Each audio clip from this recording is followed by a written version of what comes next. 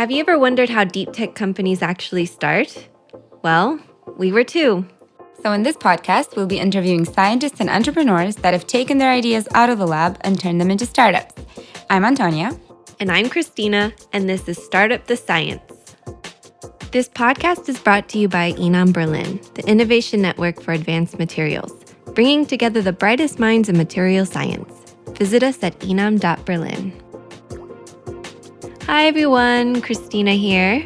Thank you for tuning in to another episode of Startup the Science. I'm flying solo for the intro today because of a time crunch issue, but this time crunch was well worth it because today's episode features Vladimir Pankov. He's the CEO of Oxafen Tech, and Oxafen was one of the 2018 AdmaCom participants.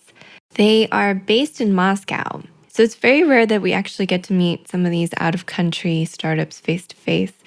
And a few weeks ago, Vlad reached out to us and told us that he was going to be in Berlin. It turns out that Oxafen was invited by the EIT Raw Materials Summit to pitch their startup, which is fantastic. But we also took advantage of this opportunity to reel him into our studio to interview him for this podcast. And we are so happy to have him here. So today, Oxafen's going to be talking about their anti-frictional wear-resistant composite materials, which is used in heavy industry. But I think it would be best to leave the explaining up to Vlad. So without any further ado, on to the main event. Enjoy! Welcome back to Berlin. It's nice to have you here. Hello. So today we're talking to, should we call you Vlad or Vladimir? It's both ways, whatever. Both ways. Yeah. Okay, I'll call you Vlad. It's easier. Okay. So we're talking about the heavy industry business and how that's going for them. Tell me more about the industry that you guys operate in. So we called it heavy industry in our introduction. It would be good to know for people who might not know what that is, what that involves. Hi, my name is Vlad. I'm glad to be here and thanks for having me. We work in the heavy industry and we solve the issue of friction. So as you know, friction prevents all the mechanisms for working efficiently. It decreases the operations, it uses a lot of energy, it breaks the details and does a lot of bad stuff. So we are trying to develop materials that are able to defeat friction and make it less painful for your details, for your mechanisms to start and work efficiently. Okay, and when we say heavy industry, it can be pretty much anything, right? Any kind of machinery that has friction? Yeah. So we work mainly within the oil and gas industry, compressors, construction machines, tracked vehicles, elevators. So everything that is heavy has a lot of pressure in it and pretty much, Mm-hmm. And so what's the problem in these very different industries, I guess? So it's friction, but can you give us an idea of why this is an issue and how you're solving it better? So we have different friction units within the different industries. For example, let's tackle the example of the elevators. You know, when you have an elevator, there is a cabin and it is adjusted to some sort of liners or guide shoes and it goes up and down. And when it goes up and down, it creates a lot of friction and you have to replace the detail that is a guide shoe every once in a while. And for example, with our material, you can replace this detail with a way longer period of time. For example, we set up our things at the Bolshoi Theater in Moscow, and they used to replace these guide shoes once in every 14 days, I guess. And we set it up, I guess, 9 years ago, and it's still working, so they didn't have to replace it. So it shows that you can tackle friction and to make this elevator work better. So in this particular example, instead of 2 weeks, they can now use it for 9 years plus? Yeah, Wow, and probably way longer because they haven't approached us. And we normally call them like once a year to check if everything's going fine. And they're like, yeah, we're pretty good, thank you. And no one fell in the elevator in the Bolshoi Theater? No. We would have a lot of problems. And what's the magic? What's this magic material that makes this possible? Well, it's a polymer. It's a plastic, to say it in easier words. It has several compounds. We use synthetic fibers and different types of aramide fibers, polyoxydiazole fibers, and blah, blah, blah. And we also use a phenolic compound to put it all together. Then we put all these fibers and compound into a molding machine, and then we mold it under specific pressure and temperature regime. So that's pretty much it. It's a really simple solution for a really difficult problem. Obviously, your material and the process are secret. I'm guessing they're protected by intellectual Yes, property. we are protected by many patents, and actually this development of that material started in the USSR in the 60s as a means to provide friction materials for the spaceships, for the USSR space program. Before that, gold was used as a friction material, but gold has two problems. The first one is that it's expensive, but it doesn't matter since it's space and it should be expensive. And the second problem is that gold is heavy. So the idea behind it was to create some sort of a plastic or a lighter material that can be as good in terms of friction or even better as gold to use it in the spaceships. And so you're a startup. You have about 7 people now in your team? Right? Yes. So how come the larger companies, you were talking about oil companies, for example, how come they can't replicate this? Or have they tried? Well, many companies have tried on the Russian market, on the Chinese market. I guess several Indian companies have tried to do that as well. Well, it has to deal with the chemical thing because it's a thermosetting material. It means that you cannot actually melt it to do some sort of reverse engineering to see what kind of components were used there, because once the chemical reaction has started, you cannot put it back. And well, everyone knows what kind of fibers are used in the friction materials, but the exact composition, the exact production process, and a really important thing is the actual machining. So how you create the detail of a particular shape, for example, a bearing, that is protected by our patents as well, and that's what we use in our operations. And do you feel like it's a matter of time until someone else figures out the secret or not? Exactly. The previous version of the material, we call it the fourth generation of the material, has been around for, I think, 7 years, and several companies have tried to do it, and they have failed. We see it as a risk to our business, and we will try to mitigate it in the future, I guess, by opening up our own production facilities. But for now, we see that the companies cannot do that, and we will try to work as we do right now. So let's talk about the business side a bit. How is Oxafen doing? How big are you now? Yeah, what's the stage of development of your company? Yes, so as you might have guessed by my name, we are a Russian company. We have been around for quite a long time, and we are profitable. We are generating many profits within all our business units. And we found that we have been stuck in Russia because we cannot expand anymore. There are several clients that we are working with together, and they stay with us for many years, but we are unable to find new clients because of some difficulties. So we thought it would be a good idea to actually take it to the West and expand into Europe and to North America, because there are many heavy industrial companies that are famous in the world. And we thought if Russian companies can use it, why not big companies on the West can use it as well? That's right. And we're very glad that you came also last year to Admocom, and hopefully that helped start some of those conversations with potential Western partners. Yes, thank you for having us last year. It really did help us a lot. We had several partnerships. We are discussing the terms of our cooperation, and we're going to start testing the details pretty soon with the companies that we met. That's great. And it was our pleasure to have you here, of course. So what do you think are the next big markets outside of Russia that you're going to go into? So we are going to focus on the German market and I guess on the Canadian market. Germany, of course, is the most developed industrial country in Europe. It has many companies within all the industries that we are tackling, and it's easier to approach these companies, well, first due to the geographical proximity, and second due to Admacom and to INAM. So we have a name, we have a partner that can support us in our activities, and it's easier because they help us to have some sort of credibility within Europe. And then Canada, because it's pretty close to Russia in terms of geographical situation. It has harsh conditions in terms of weather. It has a lot of natural resources. That's what mostly our materials used for. They have oil. They have huge deposits of heavy oil that we are learning how to drill using our materials. And they have all sorts of other minerals or raw materials. So that would be an interesting market for us. Yeah, definitely. Sounds like the right place to go. So what I think is also really fun about about Oxafen is how you guys met and how you started building up your team. So maybe we can talk a bit about that. Because last year we met, obviously you and also Dimitri. But can you tell us a bit more about the rest of your team and how it all came together? Sure. So Russia, just like Germany, tries to promote startups and young entrepreneurs.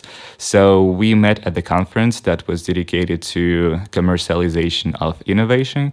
So we met by accident. I was sitting, and the guys, the two co-founders of the Russian company, Dmitry and Valentin, came and sat right next to me, and they were speaking with each other, not to me. And then I've heard that they were speaking about interesting stuff. They had some plans, and they were thinking about how to do it. And they were speaking about expansion to the West. And I was like, oh, hey, guys, I studied in the United States. I know international relations. I would love to have some sort of project that we can take. We can take it on a new level. So maybe we should start working together. So after that, we discussed, and well, we're here right now. Yeah. Did you know anything about friction or anything about the heavy industry? Because you're not an engineer, right? No, I'm not an engineer. Okay, so I studied in the physical school when I was, in high school. So I have some knowledge in terms of physics, chemistry, maths, and stuff like that. But after school, I thought that it would be better for me to develop my career in international relations. But then when I finished my bachelor's degree in international relations, I thought it was a bad idea. So I was looking for ways to actually transfer back to science, to technology, to things that really excite me and things that, are interesting, especially today with the boom of technology, internet companies, and other companies. And it was perfect because we met Dmitry, who is the chief technology officer of our company. He holds a PhD in chemistry and one of the leading Russian experts in tribology. This is the part of physics that deals with friction. And also Valentin, who has a lot of experience in terms of negotiations, in terms of operations, and in terms of delivery. So he's the guy who ensures that we are making high quality details. He's like 2 meters 20 centimeters tall, pretty huge guy. So he is a good partner to have when we have negotiations with other people. Especially in some parts of the world. Yeah. Okay. I see. Interesting. So you studied international relations and then you got into the heavy industry. So that's the way to go. I can somewhat relate. I studied political science and not doing anything. Yeah, and you realize related. that you pretty much don't have a job when you... But you do a lot of reading about politics while you're studying, so that's helpful. It's interesting, but you cannot make money with that. The key is to find other engineers and partner with them. And yeah, that's what I did. That sounds good. So we started doing this on a previous episode where we asked some of the people we interviewed how old they were when they seem to be ridiculously young for the job they're doing. Yeah. So would you maybe like to tell everyone how old you are? So yeah, I'm 24 right now. So when we met with the guys, I was 23. I was in the first year of my master's degree that is dedicated to actually innovation management. And that's why I was actually visiting that conference to gain more experience in that. So previously I worked in business development within a Russian startup. I worked in, and actually I work right now as I combine my job with the development of Oxafen. I work as a product manager in a startup. So, and I have some experience in strategy for several companies that we were doing consulting kind of thing. That's quite impressive. And how do you find that people perceive you as a 24-year-old CEO? Well, I look young for my years, so it's even harder to speak to people. So in Russia, when actually some people approached me and asked about my age, they were excited. It was like, yeah, you're young, you have like all your life in front of you, so you can do great things and we're going to help you, so let's do it. But in Germany, it actually seemed way more conservative because all the people we talked to were asking me about my age, and it seemed not maybe a problem with them, but, well, a friction point, let's put it that way, in the conversation. Yeah. So yeah, but in Russian, we have a saying that says that age is a disadvantage that diminishes quickly. So yeah, don't worry, it goes away very fast. Yeah. You won't even know what happened.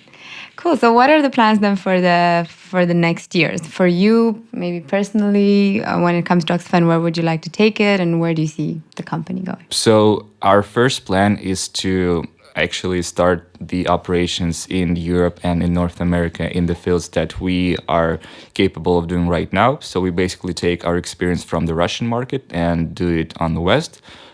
So we take the experience from the oil drilling industry. There are some friction parts in the pumps from the compressors. Those two are the most highly marginal parts of our business, where we can maintain a pretty high margin of at least 50%, up to 400, 800, because there is no set price for the detail or a material, because all the friction units are different, and we normally put a lot of effort into designing the exact bearing for a particular application. And then you don't actually produce the parts yourself, right? Is that right? Yes, it is correct. We position ourselves as a construction bureau, so let's put it that way. So we design technical specifications, and we have a pool of partner factories that we work together that produce things for us. Yeah, and the second part of our strategy is to open up new, let's put it, experimental things that we haven't tested yet, but we see a lot of demand in. For example, we can use our material as a stator in the oil pumps. So stator is a part that is around the actual drill that goes down or up there. And currently elastomeric, so they are made from resins. Elastomeric stators are used in the pumps, and we can replace these elastomeric parts with that of our material, since it has thermal resistivity properties, and it actually enables us to extract heavy oil. Heavy oil is characterized by its high viscosity and by a high number of abrasives that are in there. And we are slowly running out of conventional crude oil, which is light oil, which is easy to drill. So you pretty much put a stick into the earth and it just starts to sprinkle out of there. With heavy oil, it's a bit more difficult. You have to use some sort of chemical waste to influence the oil well, and it warms up the oil significantly, so it can go up, and traditional materials cannot withstand such high temperatures. Currently, their highest thing that we were able to find on the internet is 160 degrees Celsius, and our materials can actually go up to 250 degrees in continuous operations. So we have pretty much 100 more degrees, and because of the anti-friction properties and resistance to chemical corrosion, you pretty much can drill the well and start extracting heavy oil with the same pump that you're using for it. So we are looking to expand into that direction because we see a lot of potential. And so are most of the large oil companies interested in you then? Because it sounds like it has a lot of potential. Have you contacted most of them? Well, we contacted companies that are active on the Russian market, and we found some difficulties with them because we are still learning how to explain our technology and explain the benefits that there are. But now we started finding contacts of the companies that work on the wells in Canada. Actually, in Canada and in Venezuela, there is the majority of heavy oil in the world. And we will try to work with them in the near future, probably for the next year. We hope to at least set up a pilot project. Actually, several years ago in Canada, we tested a material with the pump for heavy oil extraction, but the company thought that they could do it themselves to replicate our material. They haven't been successful, but they haven't approached us. So we're going to find a better company to partner up with and to make oil extraction, heavy oil extraction possible. So you're not approaching them again? You'll go? No, of course not. Okay, sounds good. And is there any plan in the future to open your own production facility and to actually have your own that is actually factory? the main advice that we have gotten yesterday at the Raw Materials Summit. We see a risk in the idea that the factories that we work together can sell the products produced from our material directly. Would that not be illegal though, because you have patents on? Yeah, it's illegal. We have the patents and protection, but it takes some time to notice it first, and then it's hard to start a legal action against these companies because risk, yeah. It takes time, it takes money, it takes effort, and as far as I know, you cannot use your patent once the legal process is going. So it would also put a halt on your business. So there are legal issues, and we try to diminish it by using our, let's say, negotiation power. And with one of the factories that we work together, we kind of divided the industries, let's say, that we are selling it to, but these guys actually don't know how to sell. So when they stopped working with us, their sales actually decreased, and they had to pretty much close down their factory. Wow, okay. Yeah. So, I mean, they see value in working with us, and they are interested in actually making it a fruitful cooperation. And if you did start your own production facility, I guess that would definitely turn you from a startup into a large-ish company, right? Well, yeah, it's a pretty capital extensive thing, and we are not raising any money, but probably it could be a good idea to start raising money to actually open up a plant. But the problem here is that the cost of our details is really low. For example, for 1 kilogram of raw materials that we use for production, they cost around $1-2, but we sell 1 kilogram of our details for way more. And the main issue here, the main cost driver for us is delivery, at least in Russia, because, well, Russia is huge and we are based in Moscow, and the majority of our clients that do resources extraction are located in the eastern part of Russia. So the cost to deliver the bearings to that, in like 6,000 kilometers, is about 3 times as much as the actual cost of the bearing. Right. So